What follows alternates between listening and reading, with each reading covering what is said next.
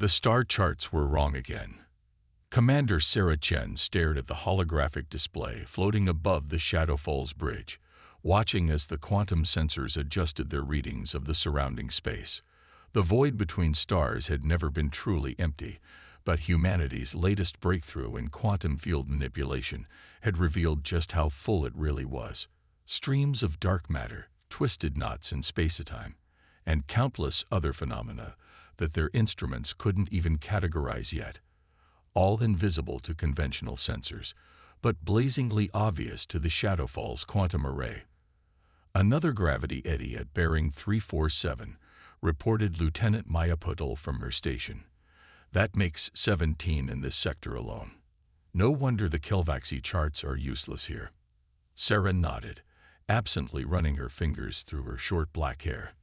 The Kelvaxi Empire, humanity's first contact with an advanced alien civilization, had generously shared their navigational data when diplomatic relations were established 6 months ago.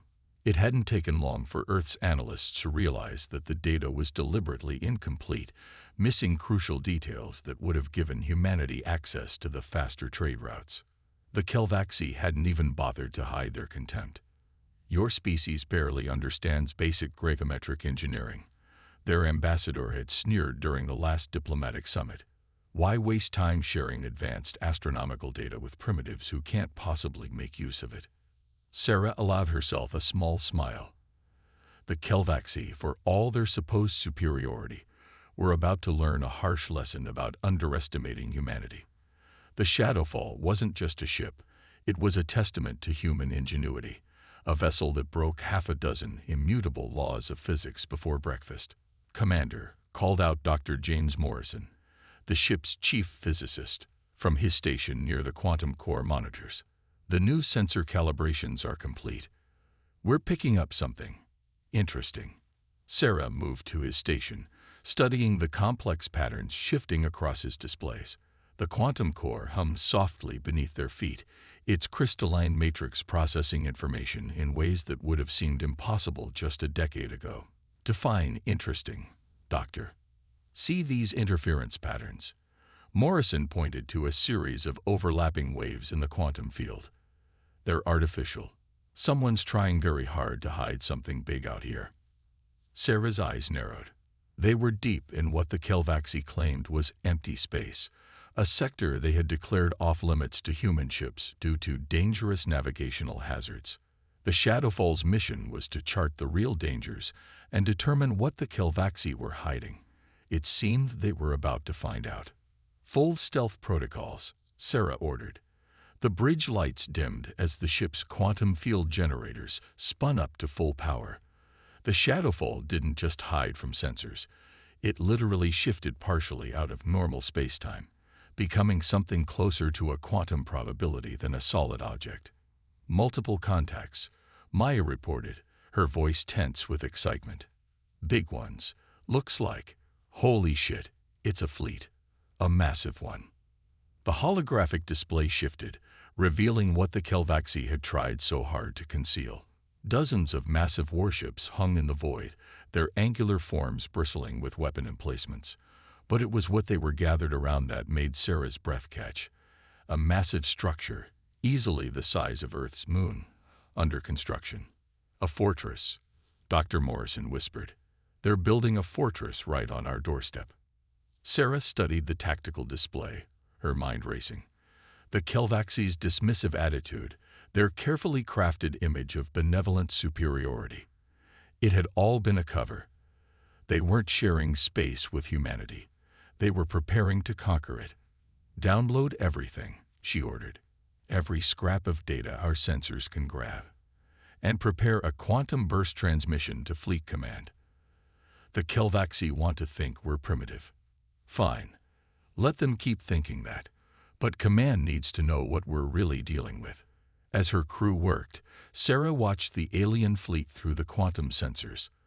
The Kelvaxi ships were impressive. She had to admit, huge, powerful, and built with technology that most of humanity's scientists had only dreamed of a few years ago. But they were also obvious, relying on brute force and overwhelming firepower. They had no concept of the quantum engineering that allowed the shadowfall to slip between the very atoms of spacetime. "Transmission ready," Maya reported. "But Commander, there's movement in the fleet. They're starting to spread out. Almost like they're searching for something," Sarah finished. "They may not be as blind as we thought." "Dr. Morrison, how's our quantum signature?" "Clean as I can make it," Morrison replied, his fingers dancing across his controls. "But they're putting out some kind of interference field. It's like nothing we've seen before." Sarah felt the familiar surge of adrenaline that came with command decisions. They had their intelligence, the proof of Kelvaxi duplicity that Earth desperately needed.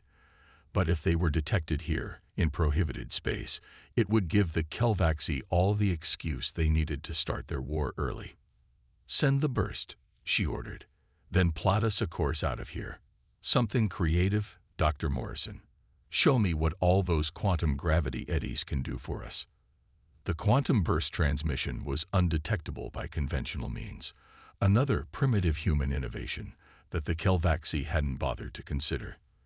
The data would reach Earth in seconds, transferred through the quantum entanglement network that humanity had quietly built throughout their sphere of influence. As the shadowfall began to move, Sarah watched the Kelvaxi fleet continue their search pattern. Let them search. Let them think their superior technology made them invincible. Humanity had learned long ago that true advancement didn't come from raw power. It came from understanding the fundamental rules of the universe, and then finding creative ways to bend them. "Course plotted," Morrison announced. "It's going to get bumpy. I'm planning to use those gravity eddies as slingshots." "Do it," Sarah commanded. "Let's show our friends out there exactly why they should have paid more attention to those primitives they dismissed so easily." A shadowfall slipped deeper into its quantum state, becoming little more than a shadow in spacetime. As the ship accelerated toward the first gravity eddy, Sarah allowed herself another small smile. The Kelvaxi were about to learn that humanity had not survived and thrived on Earth by being predictable. Sometimes, the most dangerous predator was the one you never saw coming. History had shown time and time again that underestimating humanity was a deadly mistake. The Kelvaxi were about to become another chapter in that long story of hubris and enlightenment, and Sarah Chen, aboard her quantum ghost of a ship, was going to help write it. The quantum foam churned silently around the shadowfall as it emerged from its twisting path through the gravity eddies. Commander Chen watched the tactical display with satisfaction.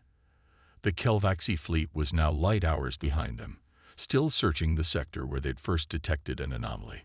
They were hunting for a conventional ship using conventional methods. They might as well have been trying to catch starlight with a net.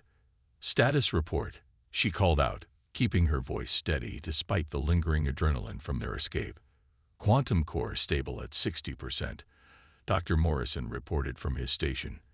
"The gravity slingshot maneuvers actually helped recharge our secondary matrices. Got to love conservation of energy, even in quantum states." Lieutenant Patel spoke up from tactical. "No pursuit detected, but the data we gathered. Commander, you need to see this." The holographic display shifted, showing a detailed analysis of the Kelvaxi fortress under construction. It wasn't just a military installation. It was a staging ground. Supply lines, troop movements, weapon emplacements, all positioned perfectly for a rapid strike into human space. "They've been planning this since first contact," Sarah mused, studying the projected invasion corridors. Every diplomatic meeting, every trade agreement, every show of superiority. It was all to keep us distracted while they built this. "Arrogant bastards," Morrison muttered. "They really think their tech gives them that much of an advantage. They haven't even cracked basic quantum engineering." Sarah smiled grimly. "No, they haven't, and that's going to cost them dearly." She touched a control, bringing up the ship's secure communications. "Get me fleet command. Priority Alpha." The quantum entanglement communicator hummed to life, creating a connection that was literally instantaneous across any distance. Another primitive human technology that the Kelvaxi had dismissed as theoretical nonsense. Admiral Helena Rodriguez's weathered face appeared in the holographic display. "Commander Chen," the Admiral greeted her. "I've reviewed your data burst. Situation's worse than we thought, isn't it?" "Yes and no, Admiral," Sarah replied. "The Kelvaxi are definitely preparing for war. But they're preparing for the wrong war. They're expecting to fight the primitive species they think we are, not the one we actually are." Rodriguez nodded slowly. "Operation Quantum Dawn. It's time," Sarah confirmed. "The Shadowfall has proven the stealth systems work perfectly. They never saw us, even at point-blank range, and their fortress's defenses." She paused, allowing herself a small smile. "They're impressive, but they're all focused on conventional space. They have no quantum shielding at all. Because they don't believe it's possible," Rodriguez finished. "Their own scientists proved it couldn't be done, so they never bothered to defend against it." The Admiral's expression hardened. How many ships could their fortress hold? "At least 1,000 capital ships, based on our scans, plus support vessels, fighters, and ground forces. They're planning to hit us hard and fast, overwhelm us with superior numbers and firepower." "A solid strategy," Rodriguez admitted, "if they were fighting the enemy they think we are." She typed something on her console, and new data flowed into the Shadowfall systems. "I'm sending you updated orders, Commander. Operation Quantum Dawn is now active. The Kelvaxi want to play chess. Fine, but they don't realize we've been playing quantum chess this whole time." Sarah studied the new orders, her eyes widening slightly. "This is ambitious, Admiral." "Necessarily so. The Shadowfall isn't just a scout anymore. You're our proof of concept. As we speak, quantum shipyards throughout human space are dropping their camouflage. The entire Ghost Fleet is being activated." The Ghost Fleet. Sarah felt a shiver of anticipation. Hundreds of ships like the Shadowfall, built in secret using technology the Kelvaxi considered impossible. Ships that could shift through quantum states, appear and disappear at will, and strike from angles that conventional physics said couldn't exist. "Your mission," Rodriguez continued, "is to continue monitoring the Kelvaxi fortress. But now you're also our advanced scout for the fleet. Find us the weak points, the blind spots in their defenses. When the time comes, we need to show them exactly why assuming technological superiority is dangerous." "Understood, Admiral. But what about the diplomatic implications? If we reveal our true capabilities?" Rodriguez's expression was steel. "The Kelvaxi made their choice when they built that fortress in secret. They're not interested in peaceful coexistence. They want submission, and humanity doesn't submit." As the transmission ended, Sarah turned to her crew. They had been preparing for this moment since the Shadowfall first launched. Every drill, every test of their quantum systems, every careful dance along the edges of Kelvaxi space, it had all been building to this. "Plot a course back to the fortress," she ordered. "But this time, we're going deeper. I want to know every quantum fluctuation, every gravitational eddy, every possible approach vector. When the Ghost Fleet arrives, we're going to show the Kelvaxi exactly what primitive humans can do." The Shadowfall's quantum core pulsed with power as the ship slipped back into its partial quantum state. On the tactical display, Sarah watched the fortress grow larger.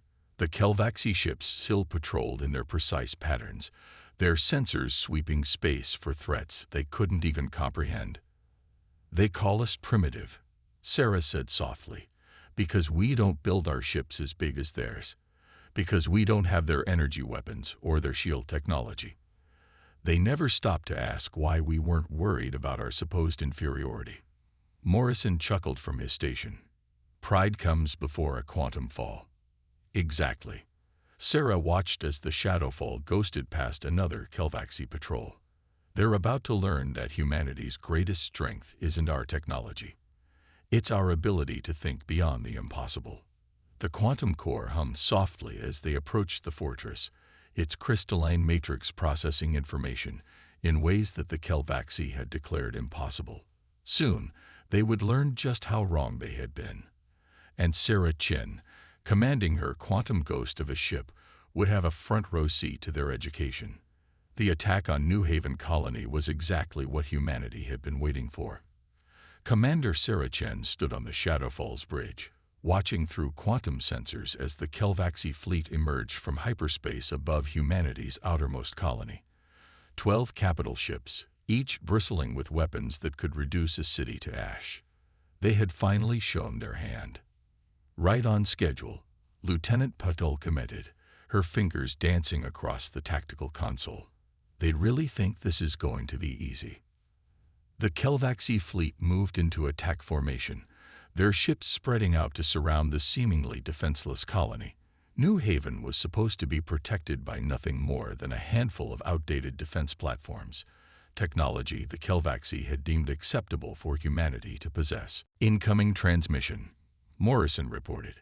They're broadcasting on all frequencies, not even trying to be subtle anymore. The Galactic commander's holographic image appeared above the bridge, his scaled face set in an expression of smug superiority. Attention, human colony. Your primitive defenses are no match for the might of the Galactic Empire. Surrender immediately, and we may show mercy. Resist, and be destroyed. Sarah allowed herself a small smile. Send the signal to New Haven. It's time to educate our friends. The colony's response came not in words, but in action. The quantum field generators, hidden beneath the surface of New Haven for months, activated simultaneously. The entire colony seemed to flicker, like a mirage in desert heat. Then it vanished completely. What? The Galactic commander's composure cracked. What trickery is this? Full scan of the target area. Sarah watched as the Galactic ships frantically searched for the colony that had literally vanished before their eyes. Their sensors, designed to detect matter and energy in conventional space, were useless against quantum phase technology. New Haven hadn't disappeared. It had simply shifted slightly sideways in reality, becoming as intangible as a dream. Ghost fleet elements in position, Paddle reported. Ready on your mark. Send the response, Sarah ordered. Let's see how they handle a little quantum uncertainty. The Shadowfall's communications officer transmitted their message. Attention, Galactic fleet. You seem to have lost something. Allow us to demonstrate why underestimating humanity was your first mistake. It won't be your last. As if summoned by her words, the Ghost Fleet began to materialize around the Galactic ships. Not through hyperspace jumps or conventional propulsion, but by simply shifting from their quantum state back into normal space. 30 ships, each as advanced as the Shadowfall, each appearing in positions that conventional tactics said were impossible to reach. Impossible. The Galactic commander's voice cracked. Our sensors, they showed nothing. No approach vectors, no energy signatures. Of course they didn't, Sarah replied calmly. You can't detect what you refuse to believe exists. Humanity's greatest advantage has always been our ability to imagine the impossible, and then make it real. The Ghost Fleet moved with perfect coordination, their quantum cores allowing them to shift partially in and out of normal space. Conventional weapons passed through them harmlessly when they were out of phase, while their own quantum-enhanced weapons struck with devastating precision when they shifted back. Multiple Galactic ships reporting critical system failures, Patil announced with professional satisfaction. Their shields are useless against quantum phase torpedoes. They literally don't exist until they're inside the shield perimeter. Sarah watched as the mighty Galactic fleet found itself in a nightmare scenario. Their superior numbers meant nothing when they couldn't effectively target their enemies. Their powerful weapons were useless against ships that could simply step sideways out of reality. And their vaunted tactical doctrine had no answer for an enemy that could appear anywhere, strike from any angle, and vanish before retaliation was possible. Commander, Morrison called out, his voice urgent. They're preparing to jump to hyperspace. Looks like they've had enough of our primitive technology. Not yet, Sarah ordered. Signal the fleet. Execute Operation Quantum Lock. The Ghost Fleet responded instantly, their quantum cores pulsing in perfect synchronization. The space around the Galactic ships began to twist as multiple quantum fields intersected. Hyperspace windows flickered and died before they could fully form. You relied too heavily on your superiority, Sarah transmitted to the increasingly desperate Galactic commander. You assumed that because we didn't build ships as large as yours, didn't use weapons as flashy as yours, we must be primitive. You never asked why we seemed so unconcerned about our supposed technological inferiority. The Galactic ships were now trapped, unable to escape, unable to fight effectively, and facing an enemy that their finest scientists had declared couldn't possibly exist. One by one, their weapons fell silent. "This is impossible," the Galactic commander whispered, his earlier arrogance replaced by something close to awe. "Our greatest minds proved quantum engineering at this scale couldn't be done. The energy requirements alone. Your greatest minds proved it couldn't be done using your understanding of physics," Sarah corrected him. "Humanity has a long history of achieving the impossible. We've had to. Our world isn't gentle, and our path to the stars wasn't easy. We learned long ago that the universe's laws are more like guidelines, if you're clever enough." The Galactic commander was silent for a long moment, studying readings that shattered everything he had believed about humanity's capabilities. Finally, he spoke again, his voice carrying a new note of respect. "We request terms for surrender." Sarah nodded to her communications officer. "Transmitting now. But understand this. These terms are just the beginning. Humanity is willing to share our advances, to work together as equals. But never again will you mistake our preference for peace as a sign of weakness."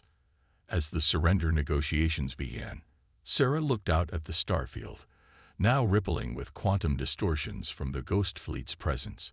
The Galactic had wanted to teach humanity its place in the galaxy.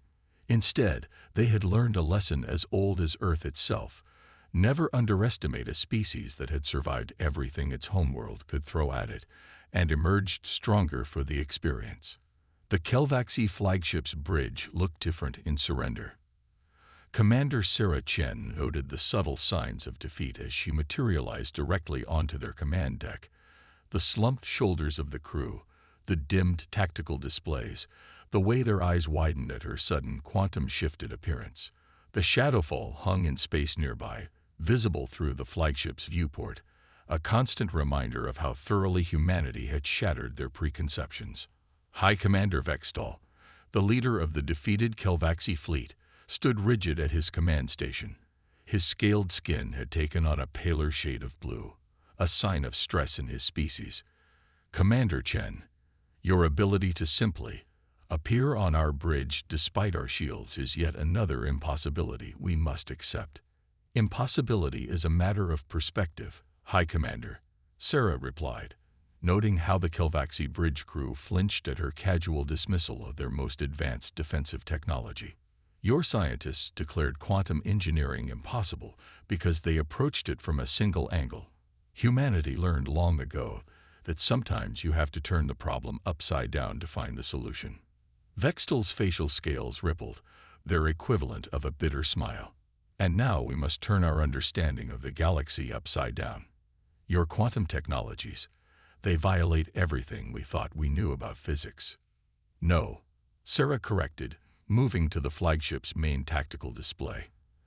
"They expand what you know about physics. There's a difference." She gestured, and the display flickered, suddenly showing the quantum-level view of space around them. The Galactic crew gasped at the complexity of information their own sensors couldn't detect. "Your civilization advanced along a single technological path," Sarah continued. "You mastered conventional space travel, energy weapons, shield technology. All impressive achievements. But you became so convinced of your superiority that you stopped looking for alternatives. While humanity," Vextal said slowly, "chose a different path entirely. We had to." Sarah brought up images of Earth's history on the display. "Our world taught us harsh lessons about survival. We learned early that bigger isn't always better. That brute force isn't always the answer. When we reached for the stars, We didn't try to conquer space. We looked for ways to work with it, to understand its fundamental nature. The images shifted to show the quantum shipyards where the Ghost Fleet had been constructed, facilities that had been hidden in plain sight because the Kelvaxi never thought to look for them. Your scientists said quantum engineering was impossible because the energy requirements were too high. Our scientists asked why we needed to use energy at all when we could work with the quantum nature of reality itself. A junior Kelvaxi officer spoke up, his scientific curiosity temporarily overwhelming his military discipline. But the calculations, the complexity of maintaining quantum states at this scale, are managed by quantum computers that exist partially outside normal spacetime. Sarah finished. When you're working with quantum mechanics, why limit yourself to linear computing? She touched another control, and the display showed the inner workings of a quantum core. We don't force reality to do what we want. We ask it nicely and suggest possibilities it might like to explore. Vextal moved closer to the display, his earlier defensiveness giving way to genuine fascination. All this time, we thought we were being generous, allowing humanity to develop at its own pace. But you were advancing in ways we couldn't even comprehend. Which brings us to why I'm here, Sarah said, her tone growing more serious. The surrender terms have been accepted by both our governments. But there's more at stake now than just military victory or defeat. Humanity is offering something your empire has never encountered before. A genuine partnership. The bridge fell silent. In the Kelvaxi Empire's long history, they had never been offered partnership by a species they had attempted to conquer. Subjugation, demands for reparations, even absorption into the victor's territory. These were the normal outcomes of defeat. Partnership. Vextal's voice was careful, measuring. After we attempted to conquer your colonies, consider it a lesson in human nature, Sarah replied. You're not the first to underestimate us, and you probably won't be the last. But humanity has learned that sometimes the best way to prevent future conflicts is to turn enemies into allies. She brought up new images on the tactical display, plans for joint research facilities, shared technological developments, collaborative space exploration. Your civilization has mastered technologies that took us centuries to even approach. We've developed technologies you thought were impossible. Imagine what we could achieve together. And if we refuse? One of Vextal's officers asked. If we choose to remain separate? Sarah's expression remained neutral, but her words carried weight. Then you'll watch as humanity continues to advance, continues to discover new possibilities, continues to reshape what's possible. And you'll wonder what else you might be missing because you're too proud to learn from those you once dismissed as primitives. The silence that followed was heavy with possibility. Sarah could see the thoughts racing behind Vextal's eyes. Generations of assumed superiority battling with the undeniable evidence before him. The Kelvaxi Empire had never faced a choice like this before. Your quantum technologies, Vextal said finally. They're not just about warfare, are they? The way you manipulate reality itself, the possibilities for exploration, for understanding the universe, are limitless, Sarah finished. That's what humanity has been trying to tell you all along. The universe isn't a territory to be conquered. It's a mystery to be explored. And it's big enough for all of us to discover its secrets together. She could see the moment the paradigm truly shifted in Vextal's mind. His posture changed, scales brightening as he straightened to his full height. Then, Commander Chen, I believe we have much to discuss about this partnership. Through the viewport, the Ghost Fleet hung in space alongside the surrendered Kelvaxi ships, quantum fields rippling invisibly around them. They were more than just weapons of war now. They were bridges between two civilizations that had each mastered different aspects of reality. And Sarah Chen, standing on the bridge of humanity's former enemy, prepared to help build something entirely new from the ashes of confrontation. 1 year after the Battle of New Haven, the quantum distortions above Earth rippled with possibility as the combined human Kelvaxi research fleet prepared for its maiden voyage. Commander Sarah Chen stood on the Shadow Falls Bridge, watching as ships from both civilizations moved in perfect formation, a sight that would have seemed impossible just 12 months ago. Still hard to believe, isn't it? Dr. Morrison mused from his station, monitoring the quantum field harmonics between the human and Kelvaxi vessels. A year ago, they thought we were primitives. Now they're incorporating our quantum technology into their ship designs. And we're learning from them too, Lieutenant Patil added, gesturing to the newly installed Kelvaxi energy matrix that complemented their quantum core. Their power generation technology, combined with our quantum engineering, it's opening doors we never even knew existed. Sarah nodded, remembering the months of intense collaboration that had followed the surrender. The Kelvaxi's initial skepticism had quickly given way to genuine enthusiasm as they began to understand the true potential of quantum engineering. Their scientists, freed from the constraints of imperial doctrine, proved to be brilliant partners in pushing the boundaries of what was possible. "Commander," her communications officer called out. "Incoming transmission from the Kelvaxi flagship Promise of Dawn." The holographic display shimmered to life, revealing High Commander Vextal. The past year had changed him. His scales now shimmered with the deeper blue of confidence, rather than the pale shade of defeated pride. "Commander Chen, are your systems aligned for the jump?" "Confirmed, High Commander. The quantum gravimetric matrices are synchronized across the fleet. Ready when you are." Vextal's expression shifted into what Sarah had learned was a Kelvaxi smile. "Then let us make history together." Again, the combined fleet had been assembled for more than just symbolic purposes. They were about to attempt something unprecedented. A coordinated quantum jump that would take them further into unexplored space than any previous expedition. Kelvaxi power technology and human quantum engineering, working in harmony to pierce the veil of the unknown. "All ships reporting ready," Patil announced. "Quantum field integrity at optimal levels. The Kelvaxi energy feeds are stabilizing our matrices better than our own systems ever could." Sarah took a moment to appreciate the poetry of the moment. A year ago, these two civilizations had stood on the brink of war, each convinced of their own superiority. Now they were about to venture into the unknown together, their combined strengths making them far greater than the sum of their parts. "Begin quantum field expansion," she ordered. "Let's show the universe what cooperation looks like." The fleet moved as one, their quantum fields merging into a single massive bubble of possibility. Kelvaxi energy technology powered human quantum drives, creating a stable field large enough to transport the entire fleet. On her tactical display, Sarah could see the quantum probability waves spreading out before them, showing paths through reality that neither civilization could have navigated alone. "Field stability at 100%, Morrison reported, his voice filled with professional pride. "The Kelvaxi power systems are performing even better than simulations predicted. Ready for quantum translation on your mark." Sarah opened a channel to the entire fleet. "All ships, this is Commander Chen. What we're about to attempt goes beyond anything either of our civilizations has achieved alone. We're not just exploring space, we're exploring the very nature of reality itself, and we're doing it not as rivals or as teacher and student, but as equals, as partners."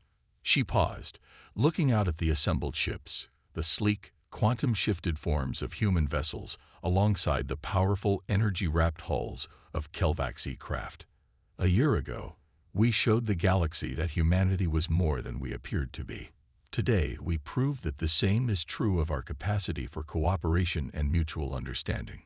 "Well said, Commander," Vextal's voice carried across the fleet channels. "My ancestors would never have believed that our greatest achievements would come not from conquest, but from collaboration with a species we once dismissed as primitive. We are honored to explore the quantum realms alongside humanity." The quantum fields pulsed with potential, reality itself seeming to hold its breath, as the fleet prepared for its historic jump. Sarah gave the final order. "All ships, quantum translation in 3, 2, 1. The combined fleet shifted, not just through space, but through the very fabric of reality itself. They moved through paths that Kelvaxi ships could never have navigated alone, powered by energy systems that human vessels could never have generated independently. It was a perfect fusion of two approaches to understanding the universe: the Kelvaxi's mastery of energy and matter working in harmony with humanity's grasp of quantum mechanics and probability. As they emerged in a region of space no sapient eyes had ever seen, Sarah reflected on the journey that had brought them here. The Kelvaxi had wanted to teach humanity its place in the galaxy. Instead, both civilizations had learned something far more valuable: that true advancement comes not from proving superiority, but from recognizing that every perspective, every approach, every civilization has something unique to contribute. New quantum signatures detected, Morrison announced excitedly. These readings, they're like nothing we've ever seen. The fabric of space-time itself is different out here.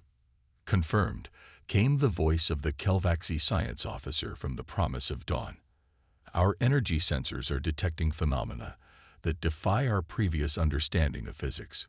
We will need both our sciences to understand what we're seeing. Sarah smiled as the two crews began their analysis, human and Kelvaxi scientists building on each other's insights with an enthusiasm that made their former hostility seem like a distant dream. This was humanity's true strength, not just our ability to imagine the impossible, but our capacity to help others see new possibilities as well. Deploy the quantum probes, she ordered. Let's see what mysteries the universe has waiting for us, together. The combined fleet spread out in a precisely choreographed dance, their sensors reaching out to touch the unknown. Above them, reality itself seemed to shimmer with potential, ready to reveal its secrets to those who had finally learned to ask the right questions, not as conquerors or primitives, but as partners in exploration.